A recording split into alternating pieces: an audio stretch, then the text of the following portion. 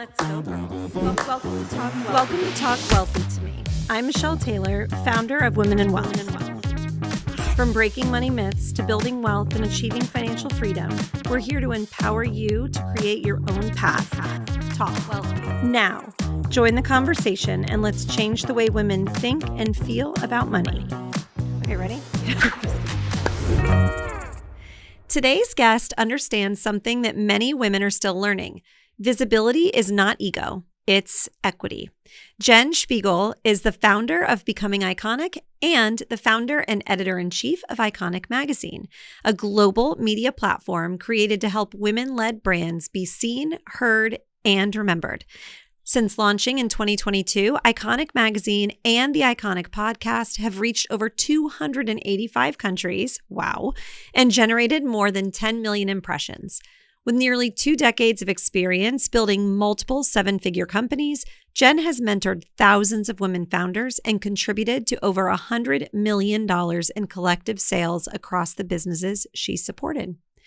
She's teaching women how to build powerful brands, profitable companies, and meaningful lives while not shrinking, apologizing, or burning out doing it. Hi, everybody. I am so excited today to be joined by Jen. Thank you for being here. Thank you for having me. So we just were at a conference together surrounded by amazing women, and I think that it's perfect that you're here to talk about you and what you do. And we were just saying how so much of what we do is spending our day making impact and being surrounded by amazing women. So I'm not going to do it the justice you will. Please tell the listeners all about you and what you do. Well, thank you again. And it was a spectacular couple of days to witness women kind of rising to their occasion. I saw a lot of women light up in the room, which lights me up, and also to see women supporting one another. I've really always, for my whole life, desired that. That's just been a seed planted from a young age of how can I foster sisterhood and women supporting women in a world where I didn't witness much of that. So it was a very young age where I kind of knew I wanted to work with women. I thought it was going to be through fashion. So I went to school for fashion thinking I would style them and help them to feel beautiful in their skin and the way they were expressing themselves. But the fashion industry ate me for breakfast. It was just not for me. Rough. Yeah, it was rough. So then it turned into maybe I'll start a magazine. And then I met someone, got married, had a baby. And so all those kind of aspirations got put up on the shelf. And I went into corporate America, started a great marketing career.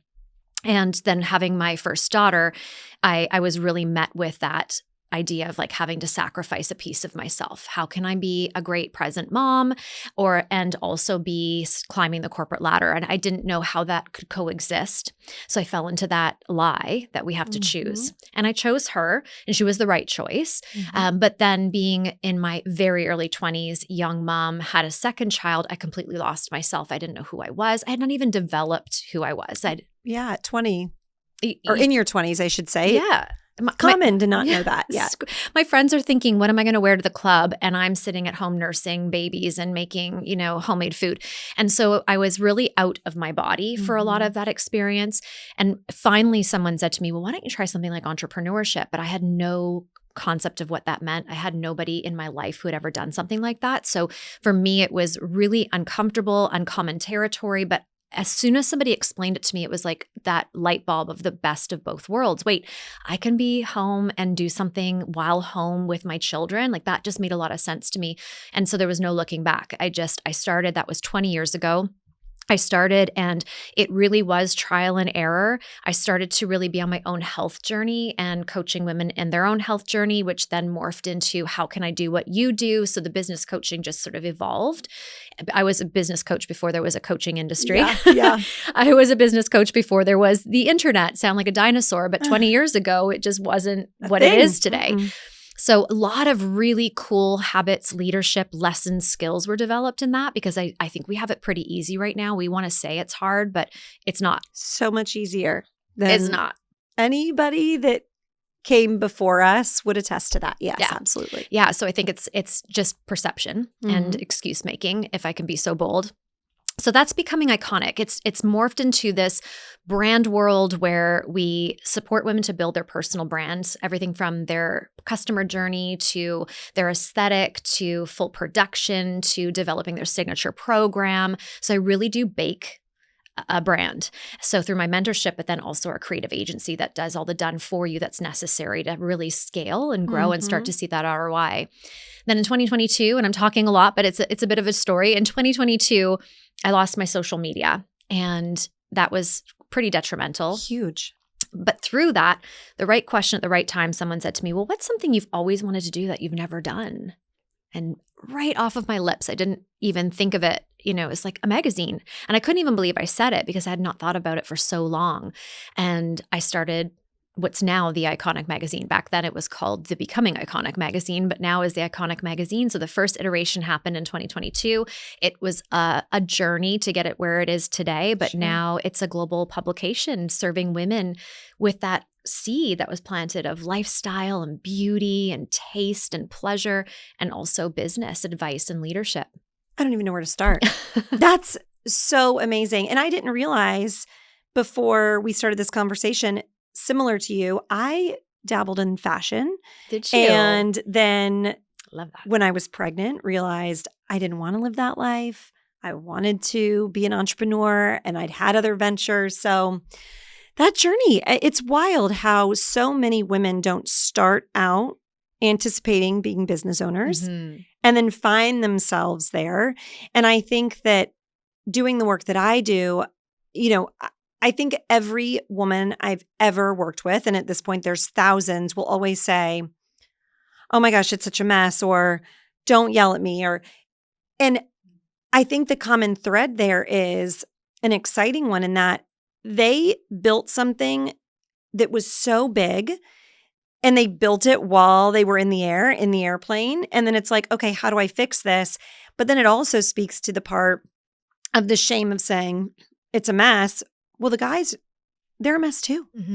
But we're the ones that are a little bit harder on ourselves. So you start out thinking you're going to do one thing and end up somewhere else. And it's so much more beautiful than you could have ever imagined. And that's why failure is nothing to really worry about, because it kind of course corrects you. When something isn't working, and especially if we're forcing and pressuring ourselves to make something work, when we release that grip and open ourselves up, it inevitably leads you to where you're supposed to go. So I've never really had that fear of failure. I've definitely feared success. And I know we'll talk about money and all the messies that I've had, but it's really an interesting thing. I wish we would get out of our own way much more than we do, and to realize it's not about having it pinpointed. It's about taking that first step and like developing the roadmap. And then along the way, you'll have these marker moments, that you just look back on. And it's like there could be pivots. They could be a big lesson. They could be a big success and a big win. But those marker moments is what makes it so beautiful. And one of the speakers we were listening to at this conference was talking about connecting the dots. And oftentimes you have to look back to do that. Yes. And you're so right. As trusting the journey, and it sounds like such a cliche, but really, I think that the failures, like you said, are going to get you to that spot that you're supposed to be at. Absolutely, they will. So you said something interesting when you talked about entrepreneurship, and you said, I never saw anybody doing this. Tell us about that. What made you feel confident enough to say, okay, I'm jumping in? Without this coming across as arrogant, because if you know me, there's not an arrogant bone in my body. Yeah. I have always just believed in myself. Like I have a deep personal belief. It's pretty unshakable. Where that come from, I don't know. Was I always confident? No. And as a matter of fact, confidence has been very wobbly for me, but my belief in myself of trying something and trusting myself to see something through is there. So when it was brought upon me and I kind of understood the concept, it just was like, well, why wouldn't I give this a try? I believe enough in myself. Amazing. And I was met with lots of, scarcity. People did not appreciate what I was doing. My husband at the time was really against it because he was providing. I was the stay-at-home mom. It looked like this really great family. And he was providing. We lived in great life. It wasn't because of money I started entrepreneurship. It was literally like, I have to do this for me. I've got to find myself. And that wasn't something he appreciated or understood at the time. So I also had to overcome a lot of people saying, don't do it, and naysayers saying it's not going to work, or you don't know how to do this. How I have that tenacity and stick-to-itness, I'm not sure. But when somebody says to me that you can't do something or something can't be done, you might as well have just thrown the whole bottle of kerosene on my fire. I can, and watch me do it. I have a little bit of that rebellion in me. And I do like to see what I'm capable of. And we'd heard about capacity as well today at the event. And I believe what she said, that we have infinite capacity. And we're so afraid of what that means. Like, what if I burn out? What if I have to sacrifice my time with my kids? What if, that we never play with what's possible because we're protecting ourselves so much instead of being in that trust and saying, well, worst case scenario, I have to pull back because I learned this isn't aligned or right for me. But you'll never know unless you cannonball in the deep end and give it a go. Yeah. And again, learn the lessons along the way. Yeah. And I really think that so many women need to hear that about believing in yourself. And that is different than confidence. But I always say everything is figure outable. Yes. And if you aren't going to look out for your best interests, then who is? And it's something that I've said on here many times. I have a very good friend that said it to me, but the only two people that you need to worry about when you're doing anything like this are your 8-year-old self and your 80-year-old self. And I love that so much because the reality is when people give advice, and it could be very well-intentioned, but they are taking their own experiences or their own money stories or beliefs or scarcity, and they're taking it off of their shoulders and then putting it on someone else's. That's right. And it's up to us to say, you don't have to accept it.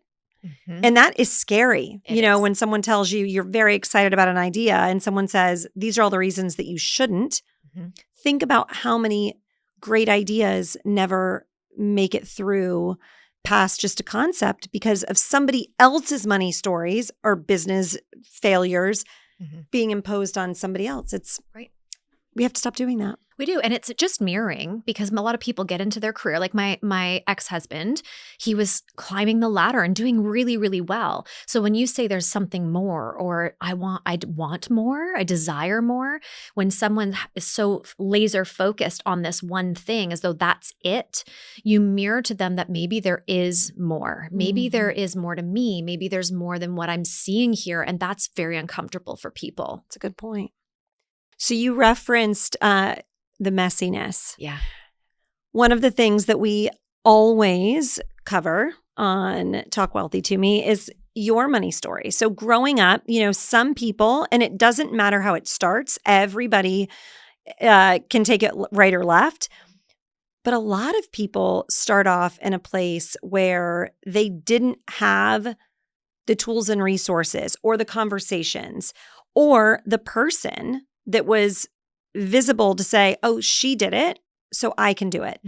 So tell us about your money journey growing up. What was that like? Did you have supportive parents or people around you that taught you or didn't? Yeah. And I'll try to kind of like, again, almost like I have this visual of the map and the marker moments along my journey and be as concise as I can. But I grew up with parents who were raised in the church. And so it was the very common, I think you must hear this all the time, money is the root of all evil. The more money you have, it's evil. And I also watched my parents spend money, and we had the look and lifestyle of wealth, but I also watched the stress behind the scenes of really kind of living outside of their means. And so there's a lot of things in that I could unpack and have unpacked. Yeah. But how that came through in my life, and I remember when I started entrepreneurship, one of my naysayers, and I love my mom, she's my bestie, but she had never been around money and she was so afraid of money. She said to me, don't get too successful, my love, because I don't want you to change, or I don't want you to become greedy and evil. Like she kind of just planted that seed again.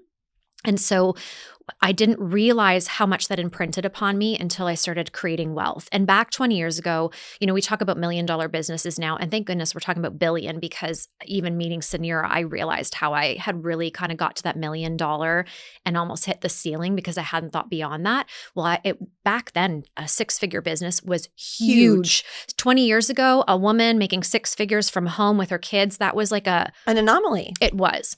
So I had reached that 10K, and then it was scaling to 20. And I remember it's just like, it was just coming in, but I had nothing. And I created $100,000 in debt, not because I was being awful with my money or not stewarding it, but what I realized, it was a gentleman on stage actually, was sharing his story, and he said, I was so afraid of holding money that as soon as it came in my life, I got rid of it. I didn't know I was doing that, but that's what happened. And as soon as he shared his story, I just remember it was almost like somebody turned the tap on. I just started crying. You can see my eyes watering. I felt like that's my thing. That's it. I can't hold it because I'm not safe with it. And perhaps if I have it in my account, then I'll turn evil or I'll change. So what I was doing subconsciously is being overly generous. So that's the positive, right? I mean, I was a generous human. I paid for everybody. As a matter of fact, people would say, if you go anywhere with Jen, sit beside her, she'll pay for you, because that was my way of not sitting with the newfound wealth. So there's that piece. Second piece is nobody taught me what to do with that money. I didn't understand. I thought everything was a write-off. I'm like, this is great. I'm making this money. Everything's a write-off. This is fabulous. And then I got hit with a tax bill. So when you start to scale, that first big tax bill, I was floored. Yes, I was floored. I'm like, what do you actually mean? It was $80,000 because there was a couple things. And I remember at the time being a single mom and getting hit with that bill. And that's what accumulated the $100,000 of debt, and just feeling like my life, I don't know what to do. So most of my months were spent where there was more month than money. I remember being in the lineup for groceries, just hoping my bank card's going to go through. And it was so full of shame because I was making really good money, multi-6 figures. And I couldn't understand. I'm like, why am I making this money? And I can't, it's just gone. And I'm not buying red bottom shoes. Like, where is it going? But it was because I had never been taught the tools, the skills, the leadership of wealth. Nobody in my life had acquired that before. So to your point, it's a real issue for women. When I first started in this world, my mentor, who's one of my best friends, said to me, Michelle, money doesn't change people. It only magnifies truly who they are. So when you're talking about being generous, it's like the giving tree, right? Be a giver. And I think that you had that money. And so yes, getting rid of it, that makes sense to me. But what I'm also hearing is likely you've always been a giver and now you had the means to do it. And that is so beautiful. And I think women with more money, the world is a better place because, innately we are generous and maternal and all of those things. We are. But I am so glad you were sitting in that audience, because I think that what you've experienced has happened to so many people where money, it's like once you receive it, you think, okay, well now I am the person that I've grown up thinking wasn't a great person because they had so much, and it's the noise around. And you're terrified of being that person. And that is so sad. Yeah. And those are the kind of things that as we're talking with our friends, around our kids or young people, the things that are being said, everybody out there listening, be careful what you say in front of your children or other young, impressionable people, because they don't even realize they're absorbing it. And then they're, Jen, terrified of keeping money and building something meaningful because you're afraid you're going to be evil. That's it. And to your point, this is actually a really great segue, is I decided I didn't want to feel this way around money anymore. Like, this can't be it. And it's not a matter of making more, because the more money I made did not solve the issue. No. So that was like my mind bent with that, because I'm like, you just have to make more, but that didn't actually work. So I was reading, and there's great money books out there. I was reading You're a Badass at Making Money. This was many, many years ago. And one of the pages, I need to go read it to find the page. It said, what have people told you that you are with money? It was just around that. Like, what have you been told? And I'll never forget where I was, what I was wearing. Like, it was a God moment for me. And I remember thinking, my parents have always said to me, you're so bad with money. You're so bad with money. And, I'm going to cry. I had internalized that I'm so bad with money. And my outside was proving that because I was creating the circumstance. Right? Like, well, you were absorbing again something somebody else assigned to you. Yeah. And of course you were going to be bad with money because everyone's told you that you always are. Absolutely. And it wasn't my story. They were bad with money. So they were projecting that because they had not done their own work. And I actually, in that moment, I'll never forget it. I looked up, I looked at my beautiful home. I was then a mom of 4. Single income, like holding it all. My kids are in competitive sports. We pay bills on time. Like nothing has ever been sacrificed in that way. I have this debt because I didn't know better when this debt was created. So actually, if you look at my life, I'm not bad at money at all. I've actually built this lifestyle for my kids that would be the polar opposite to this storyline. And within that moment, I just changed it. I was like, you know what? That tax bill, I had to learn that lesson because there were skills I did not have yet. Now I know better. I can do better. But at the same time, I've held this like, this is a big blessing. My life is beautiful. We travel. So I remember just kind of coming up, this big gasp of air being like, that's not my story, that's theirs. And within 24 hours, this is not a joke, I get a phone call from this company that I was an affiliate to back in my health coaching days. And they say, Jen, we owe you $14,000. Like, did you not notice we hadn't paid you? Immediately when they said that, what came through? I'm bad with money. Because you should have noticed. I should have noticed that. I'm bad. But then I had to, nope, come up. I'm going to accept this blessing. And that blessing was the first chunk towards that $100,000 payoff. And within 6 weeks, I had created $100,000 months. I paid off that $100,000 in debt and I saved $100,000 in 1 year. And that's the power of your money story. That's the power of what you actually believe to be true. Yeah. I believed I was bad with money. I believed money was going to be the cause of me being evil or selfish. And as soon as I looked in the mirror and was like, is that actually my truth? And realized it's not at all my truth. This is projection. It's not for me. My life changed so quickly, so dramatically, so like, it's so beautiful. And it'll never, ever make me sort of ungrateful or jaded to the miracles and magic that can happen and to what is possible. And that was my turning point story, but that has happened in my life over and over and over again as a result of just looking in the mirror and really owning my truth, my story. I think that one of the other great things about this is we live in a time where truly there are so few boundaries or barriers to entry. And you and I were discussing when we first got here today that, we talk about money and we make it sound sometimes simple. And it can be simple.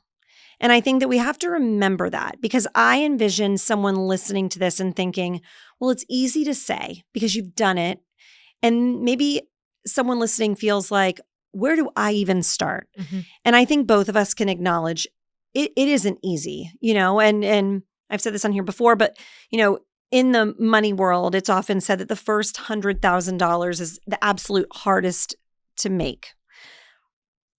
But I would challenge anybody listening that is feeling that way to do some work on what is the money story that you may be telling yourself to keep you where you're at.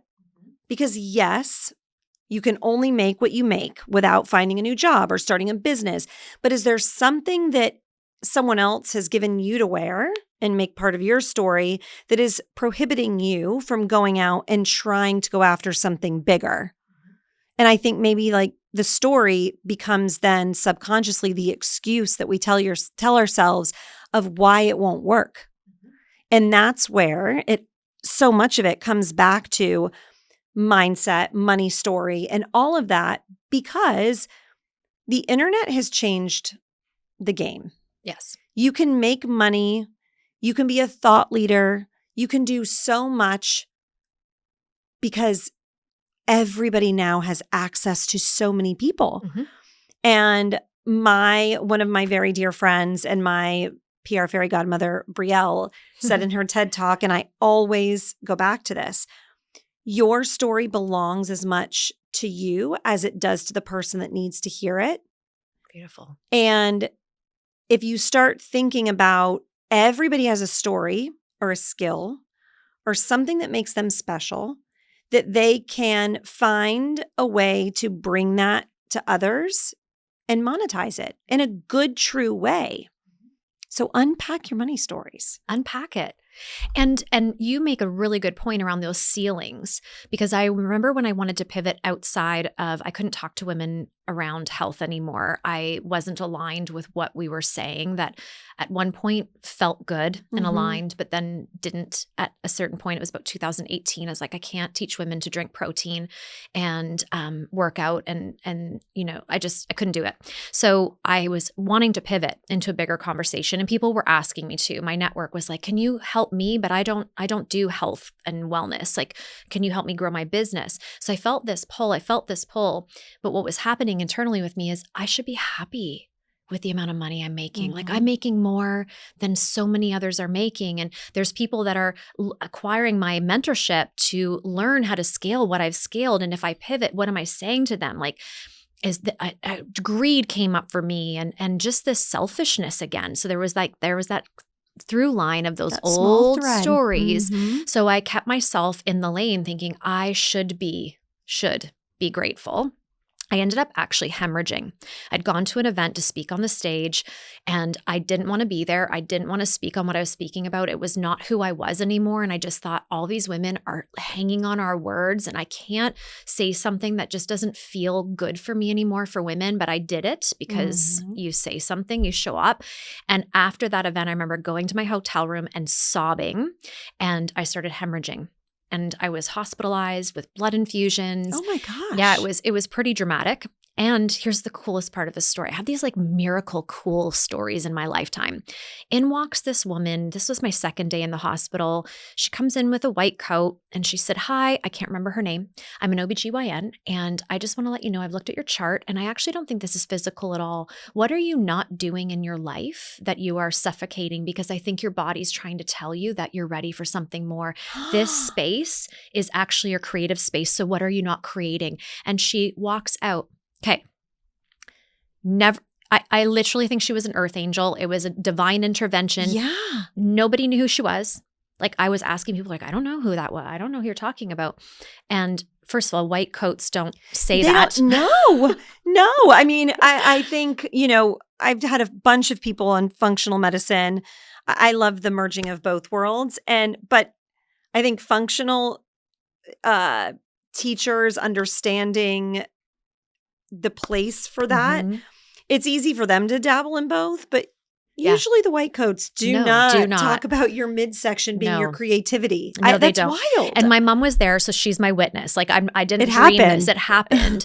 But her saying that to me was like, I'm having a physical manifestation. I'm having a physical reaction to not following my truth. And that was the pivot for me, where I started becoming iconic to have a broader conversation with women, because really what turns me on is a woman standing up, rolling her shoulders back. And like I said earlier in the podcast, like rising to her occasion, expressing herself and getting a little swagger, getting a little sass, and seeing her beauty, seeing her capacity, seeing her leadership, seeing her differences as the sweet spot within her personal brand, because we don't want anybody that looks like the other person. We want you, and there are people praying for you right now. So we've got to get out of our own way and show up. And that's when it morphed into what I have today. And it was so good. And everything really collided in such a beautiful way. It was, I know we hear the word effortless. I don't want to say that it wasn't effort, because you're hearing my story. There's effort. Sure. But when I made that decision, it did feel effortless in terms of the response and the way it grew and the momentum that started to build, because I was honoring myself, and I was following through on my dreams and my purpose and my potential. So those pivots, anybody listening who maybe you associate your career with, but I worked so hard to have this salary and to want more. Am I selfish? Is this going to hurt my family? I would say the only person that's going to be hurt by staying there because you think you should is yourself, because I lived that. And the only thing, the worst possible scenario is it's going to lead you to your path if you take this pivot and you go for it. There's actually nothing bad is going to happen. And great things, as a matter of fact, will happen when you go and have that audacity to do so. What you just said reminded me of something that I've even been a victim of, and in full transparency, as a leukemia survivor. At 17, I had leukemia, and coming into this world where as an entrepreneur, you can chase the big things, right? Mm-hmm. And I've had so many coaches tell me, well, what do you want in 5 years? Mm-hmm. And what do you want this business to look like, or this thing? And for so long, I felt guilt around thinking of what that big thing was, because I'm a Christian and I thought, God gave me a second chance. This is enough. I have a great life. We're all healthy. I was almost scared to ask or want for more. And I think there will always be a part of that with me, as like the trauma of childhood cancer. And I think that once you change the way you look at it and think, okay, don't make it about me necessarily. Make it about not a watch or a car like the boys do sometimes. Not to put that all on the girls you guys, do boys. too now. The girls do too. Yeah, I have a lot to say about that. Oh, I know. But making it about impact. And I think that truly, if you think about having more money, giving away the guilt, is whether self-inflicted or given to you, and thinking, okay, fine, I don't want to ask for more, but if I have more, the impact I can provide with it, and it's almost like freeing. Yes. Which is very helpful. It is very helpful. It is very helpful. And that's an interesting point you make that I think is worth talking about with the audience too, is a lot of us don't align with what we're seeing with a wealthy woman online right now. Mm-hmm. I'm really seeing women just being bros, and they're wrapping it in a feminine energy. Well, it's like fighting the thing, right? And then we're just doing the thing, but making it pink. It's exactly it. And it like aggravates my spirit, but at the same time, I understand it because I'm 20 years in. It's new money. She's having new success. She's developing wealth. I was her. That's how I got myself into debt. I understand where it's coming from, but we also have to take on a big responsibility. If we have a platform, that we have to be honest and real and vulnerable and teach how to build legacy. Mm-hmm. Because when you're constantly focused on the money and you're not focused on the change, the transformations, the breakthroughs, how people feel in your present, how you're leaving them, then it's going to be a quick little small moment. I've worked with many of them who had hockey stick moments, big, huge success, and suddenly they're right back down where they started, sometimes even worse off. And they come to me with bruised egos, but they still feel like they have to put on the facade. Mm-hmm. I'm like, but if you never put on the facade in the first place, it would have still worked. And potentially you're going to be able to sustain. Like when people ask me, how have you had over 200 consecutive months of multi-5 and now multi-6 figures? Like how did you do that? It's because the goal was never how much money I made so I could show my Stripe accounts online and show my lavish lifestyle. Mm-hmm. Like that do I love a nice lifestyle? Yes, I do. So I'm not putting that down, but that was never really the goal. The goal was, how can I build something that creates freedom in my life while simultaneously helping other women to create freedoms in their life?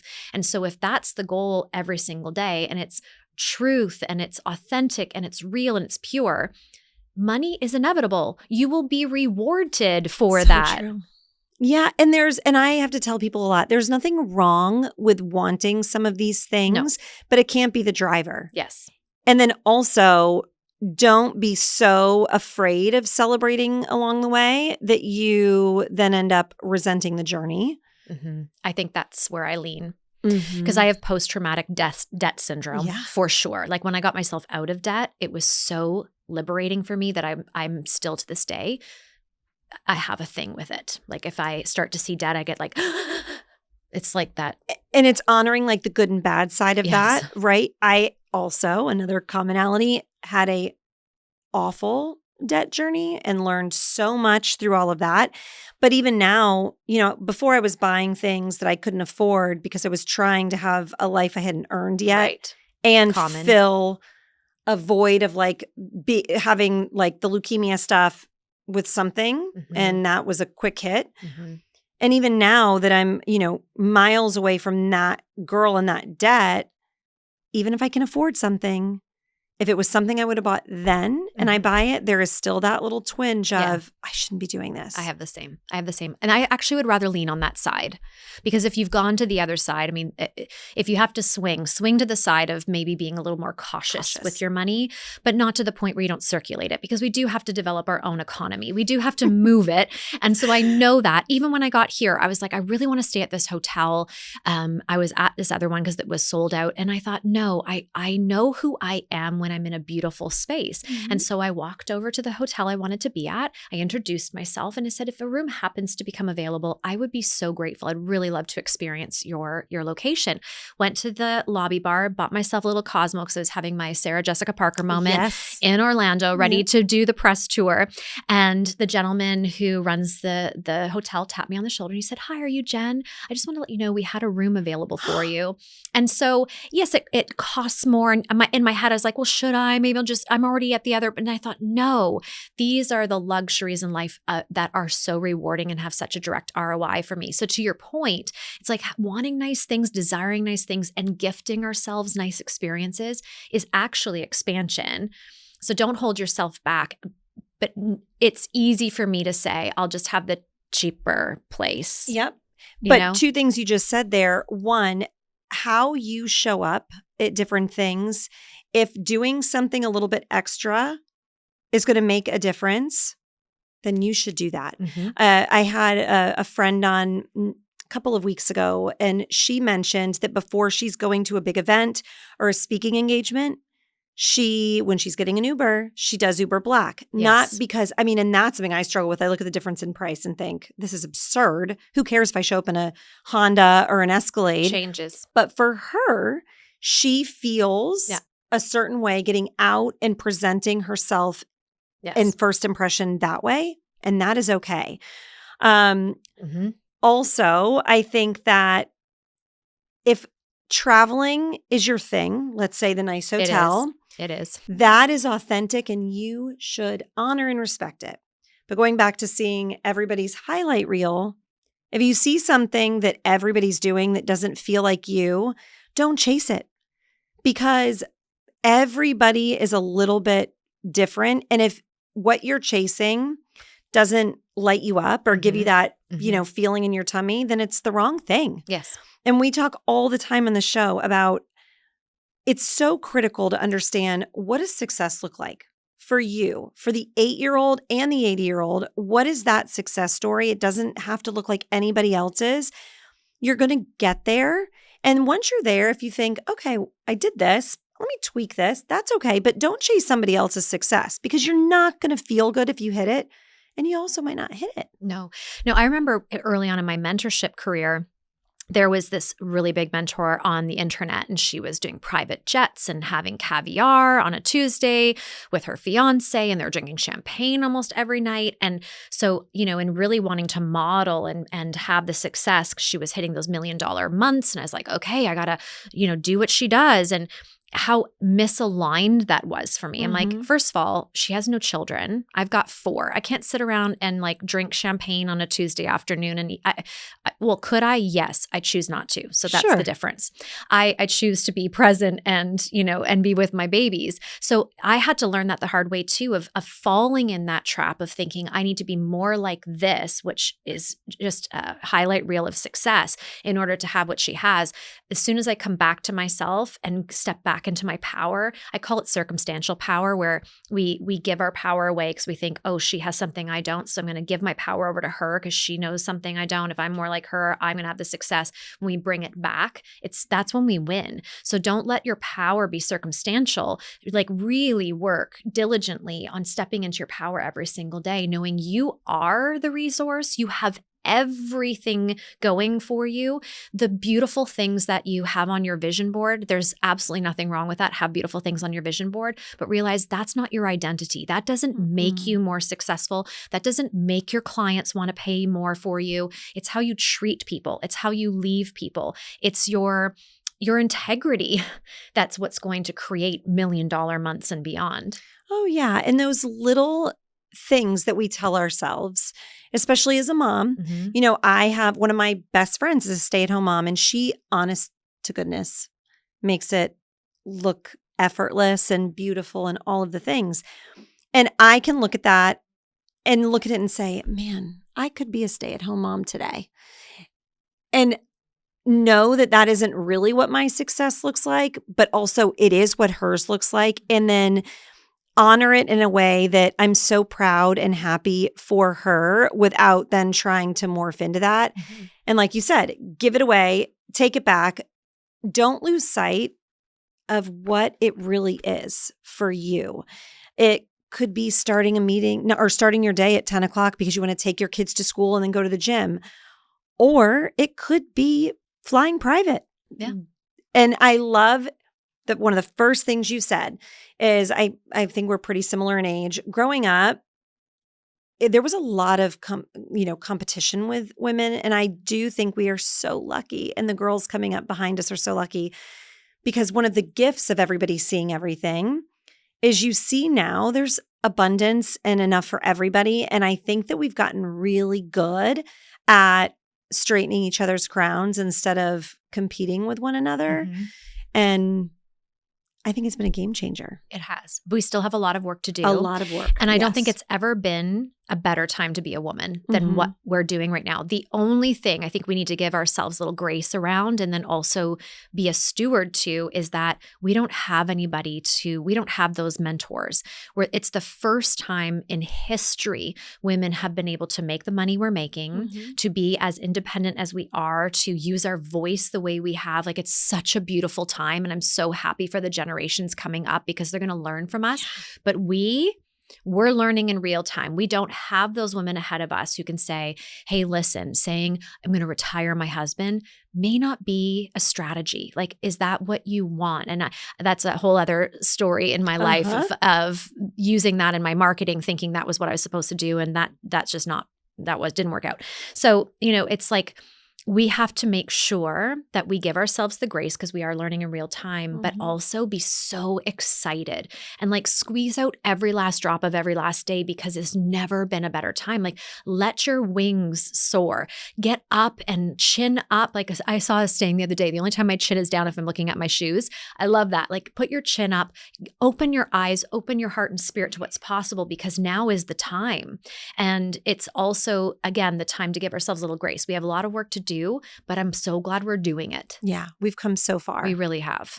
So as we wrap this up, is there anything that you are doing as a mom of 4 to help your kids have a better understanding or start of money, entrepreneurship, any of that than maybe you had?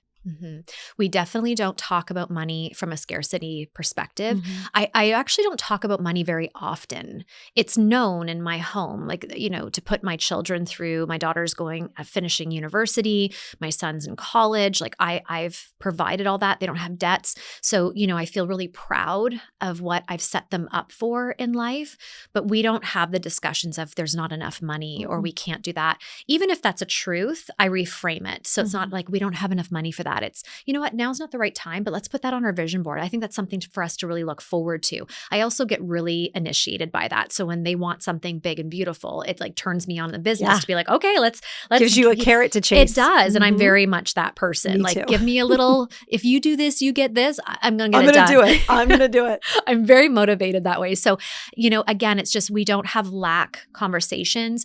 I do talk about my success. I shared with them just the other day around one of my big successes and what that meant and that it wasn't around the money. I was sharing this with them to know it's possible and that this doesn't happen every day, but it happens. And, so it's those discussions that are really beautiful in my life. And to also share, I had this great mentor who didn't have children of her own, but really loved on her nieces and nephews. And she said to me when she takes her nephew shopping and he sees the clothes going through on the till, she says to him every time they scan it, oh, I can't wait to see you in that. Oh, you're going to look so good in this. Because most people look at that and go, oh my gosh, oh my goodness, it's getting, we talk about the money part, like, oh my gosh, that was so much. And you better look after those clothes because I just spent $300 or, a lot of people are having that discussion. Yes. Instead, she affirms him, you deserve these nice things. You're going to look so good in these things. I love to buy these things for you. So when she taught me that, I also infused that with my children. It's not about, mom spent so much money on you today, you better go do your chores. Like, it's not that transaction. Instead, it's like, you're deserving of nice things, but appreciate these nice things.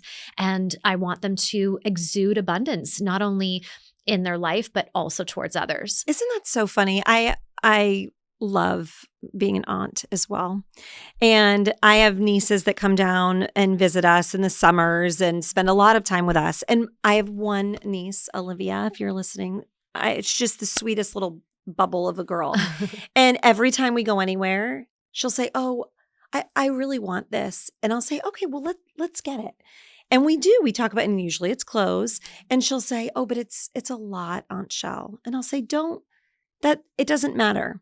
I'm offering it to you because it's okay. And I want us to have fun with this. And it's just like building the muscle memory. Yes. So that she reframes that hopefully for the rest of her life. Yeah. And simultaneously teaching them to look outside of themselves. So, having discussions with your children and those, because we're able to give them things, which is such a beautiful blessing. Yeah. But I don't want them to grow up thinking that there's people that can't feed their children tonight. There's people living on the streets. So we have those discussions as well. And I do, give them money when we're walking downtown to be able to help others, because it is that they have to learn. It's not just about receiving. It's also about giving, because giving is receiving. Somebody's receiving because of that. So it's opening their eyes to the discussion, but the discussion's always built around the positive, the abundance, the joy, the pleasure, and then also being able to bless others, because when they're blessing others, they recognize what they have without me having to say, well, you're so lucky you have this or that. I don't have to have that discussion with them because they are aware. And what a beautiful gift to give a child, to say, didn't that make you feel good? And then when they're chasing something, they're not afraid to chase big things and bring money in because they're going to remember what it felt like to do good with that money. Yeah. My oldest daughter taught me that. My grandparents were in a really horrible car accident, and we were leaving the hospital, and this gentleman was sitting on the side of the street, and he said, do you have any money? And I was holding Gracie's hand, and I was so in what was going on that I didn't really even say anything to him, which isn't usual for me. And I walked by, and Gracie grabbed my hand. She goes, Mommy, how do you know that's not Jesus? She goes, we don't know what form he takes. Like, what if that was him? You saw my mouth drop, because I was going to tell you after the show. I have this conversation with my kids all the time. Really? Yes. I always say because you don't know.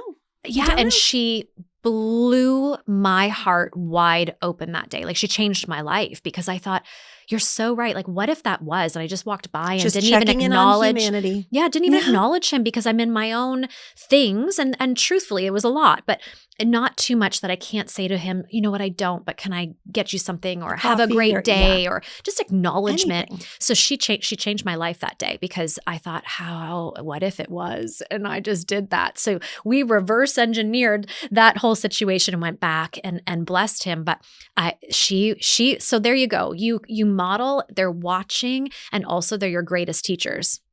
I love that. Well, where can the listeners follow along and watch this beautiful life that you are building? Well, thank you. Becoming Iconic on Instagram is my playground. So I love to express there, and everything in terms of like offers and things like that live there. Okay. And then the other side of me is Iconic Magazine. It's a _ after Iconic Magazine. And that's where you can have the digital copy. It's complimentary. The podcast is hosted there with some really beautiful guests. So if they're looking just to immerse themselves in big thinking, like what you do here and the room we've been in, that's a great place. And again, I really do recommend women. I mean, my preference is that you get a subscription to the magazine and actually hold something and pause and sit and flip pages. And this is why I did print. But I have the digital because at least get your hands on the digital and remember to live your life while scaling your life. Like they get to coexist. So it is like a Forbes meets Vogue model where there's this beautiful lifestyle component, but also thought leadership and great stories to learn from. Oh, I love that. Well, thank you so much. Thank you. To the listeners, I know this went a little bit longer than usual, but I could have gone another hour. It was so much fun to chat with you. And as always, I appreciate all of you so much for taking a little bit of your precious time and spending it with me. And until next time, let's keep changing the way women think and feel about money together.